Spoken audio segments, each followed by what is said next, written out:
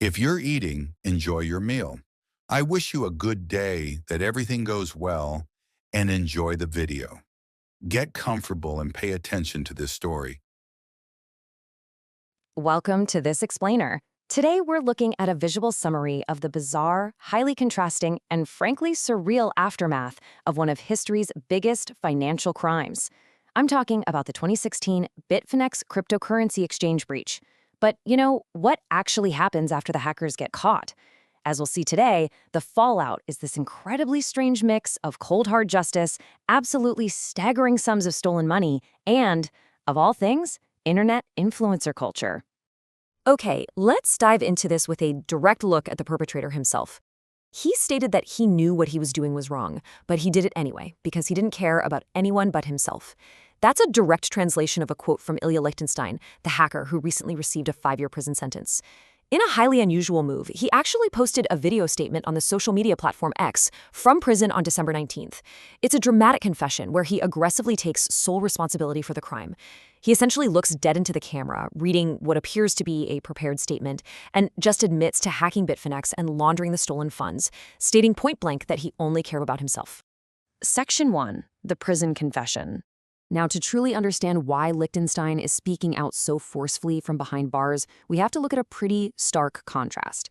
We have Ilya Lichtenstein serving a 5-year sentence, and then we have his wife, Heather Morgan, who received an 18-month sentence in November for her role in conspiring to launder the money. What Lichtenstein is doing in his prison video is drawing a massive, thick line between their involvements. He stated super clearly that he planned and executed the heist completely alone. According to him, his wife was totally unaware of the heist for years. So he's actively using his platform, even from prison, to take the full weight of the blame and distance her from the initial breach.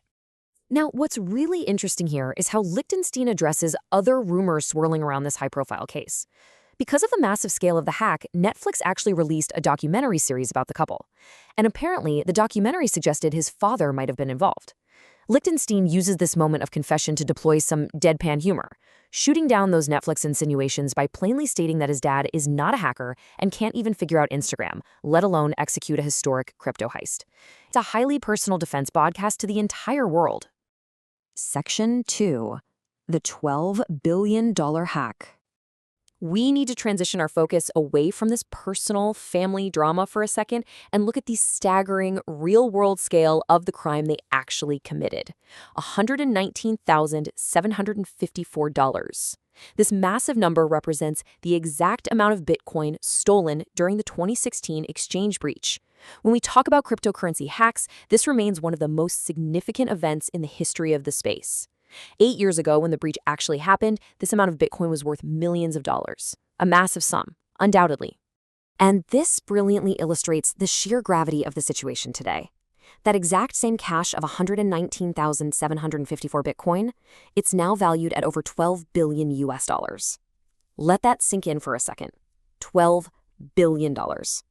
We are literally looking at a heist that organically grew to match the GDP of a small country while the hackers were just trying to launder it. This jaw-dropping current valuation is honestly what makes the subsequent behavior of those involved so difficult to comprehend. Section 3. The Razzlecon Show. Okay, prepare for a tonal pivot, because the aftermath of a $12 billion crime takes an incredibly absurd and surreal turn when we look at Ilya's wife, Heather Morgan, and her activities post-sentencing. Despite being convicted of money laundering and facing imminent incarceration, Morgan, who by the way is also known by her rapper alter ego Razzlecan, has not retreated from the public eye. Actually, scratch that, she's done the exact opposite. She's spending her final days before prison actively leveraging her internet notoriety across platforms. She's active on X and YouTube, giving her followers updates about her house arrest conditions and publicly announcing that she's pursuing creative and other endeavors. It's this bizarre reality where a convicted felon in a historic financial crime operates like a lifestyle vlogger. And of course, she's monetizing it. For this surprisingly specific fee of $125, fans and onlookers can actually purchase a personalized video message from her on the platform Cameo. She launched this channel in mid-December, leaning directly into her infamy. To solicit funds on that platform, she proudly labeled herself, in her own words, crypto's favorite criminal and the wife of a famous hacker. It's absolutely crucial to look at this objectively. We are seeing an individual actively exaggerating and commodifying her crimes to build a brand and generate income. The sheer absurdity of leaning into a multi-billion-dollar money laundering conspiracy as a quirky personal brand is truly a modern phenomenon. But, the social media party does have a hard stop. According to court filings, Morgan's self-promotion abruptly pauses on January 24th. That's the date she's ordered to report to the Federal Correctional Institution in Danbury, Connecticut. Interestingly enough, this is the exact same facility housing Caroline Ellison, the former CEO of Alameda Research, who is currently serving a 2-year sentence for her role in the FTX collapse. Two of the most infamous figures in crypto history sharing the exact same address. Section 4. The fate of the funds.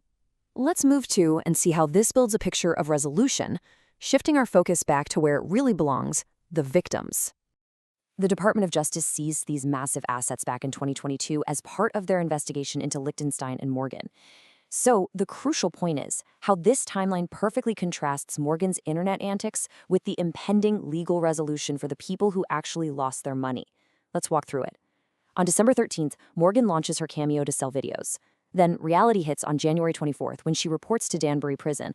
But look at the dates that follow. On February 21st, a judge scheduled a formal restitution hearing for both Lichtenstein and Morgan. And because of the Department of Justice's 2022 seizure of those funds, Lichtenstein himself noted that users are expected to start seeing refunds in the first quarter of the year. So while the perpetrators wrap up their social media stunts and head to prison, the bureaucratic wheels of justice are finally turning to make the victims whole. Which brings us to the end of our explainer and leaves us with this final provocative thought to ponder. Have massive financial crimes simply become lucrative personal brands in the age of true crime documentaries and social media? I mean, we have a $12 billion theft, real victims waiting 8 years for restitution, and perpetrators who use the interim to defend their parents' Instagram skills, drop rap aliases, and sell $125 shoutouts. It's a wildly strange intersection of internet culture and the justice system, and it definitely makes you wonder how future financial crimes will play out in the court of public opinion.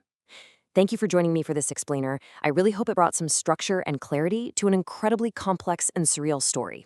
Keep asking questions, and I'll see you next time.